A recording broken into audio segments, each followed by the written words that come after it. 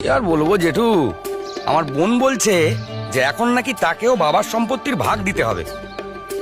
এখানে 4টে মাছ ভাত দেবেন, তোকে কোনো ভাগ টাগ দিতে হবে না। বাপের সম্পত্তি, মেয়েদের এমনিতেই কোনো অধিকার নেই। অধিকার তো থাকেই। হিন্দু সাকসেশন অ্যাক্ট 1956 অনুযায়ী পুত্র ও কন্যা সন্তানের মধ্যে কেউই কোনো ভেদাভেদ করতে পারে না।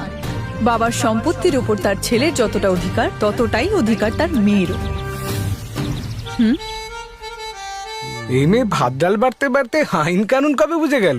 আপনি মনে হয় এই এলাকায় নতুন, তাই অন্নপূর্ণার মেয়েদের ব্যাপারে আপনার বিশেষ কিছুই জানা নেই।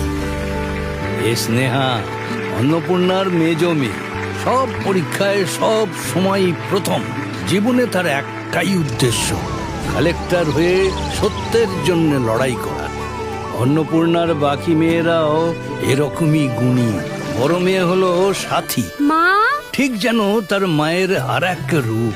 গ্রামের মানুষ এই হোটেলে শুধু খিদে পেলেই আসে তা নয়, সাথীর রান্নার সুবাসী তাদের টেনে নিয়ে আসে।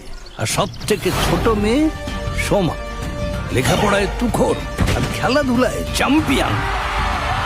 কি লাভ এই প্রতিভা দিয়ে এত পড়াশোনা করে? যে মেয়েদের বাবা ছেড়ে চলে গেছে তাদের আর ভবিষ্যৎ কি? ওরে বাবা, কোনোদিন শুনেছিস যে লাটাই চারা ঘুরে উঠছে? এটা সত্যি যে আমার মেয়েদের মাথার ওপর তাদের বাবার ছায়া নেই, তবু আমার মেয়েরা নিজেদের ভবিষ্যৎ নিজেদের হাতেই গড়ে তুলবে।